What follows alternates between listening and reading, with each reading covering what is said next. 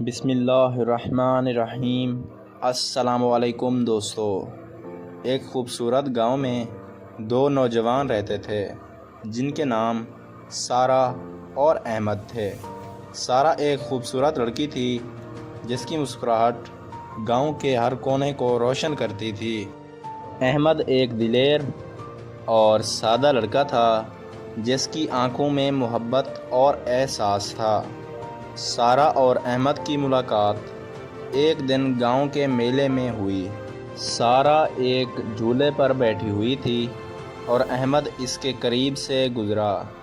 اچانک سارہ کا جھولا زیادہ تیز ہو گیا اور وہ ڈر کے مارے آنکھیں بند کر کے ڈولنے لگی۔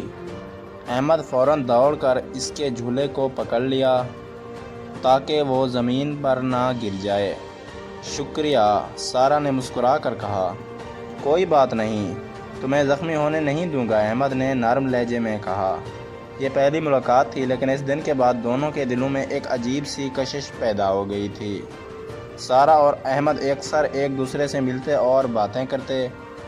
دونوں ایک دوسرے کے راز، خواہشات اور خوابوں کو ایک دوسرے کے ساتھ شیئر کرتے۔ احمد سارہ کی مسکراہٹ کو اپنی زندگی کی سب سے قیمتی چیز سمجھتا تھا، جبکہ سارہ احمد کی ایمانداری اور محنت کو پسند کرتی تھی۔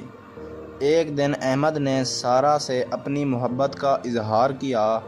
سارہ، میں تم سے محبت کرتا ہوں، تمہاری مسکراہٹ میری زندگی کی سب سے بڑی خوشی ہے۔ سارہ کچھ لمحوں کے لیے خاموش رہی، پھر اس نے نرمی سے کہا، مجھے بھی تم سے محبت ہے احمد، لیکن میں تمہیں کسی مشکل میں نہیں دیکھنا چاہتی۔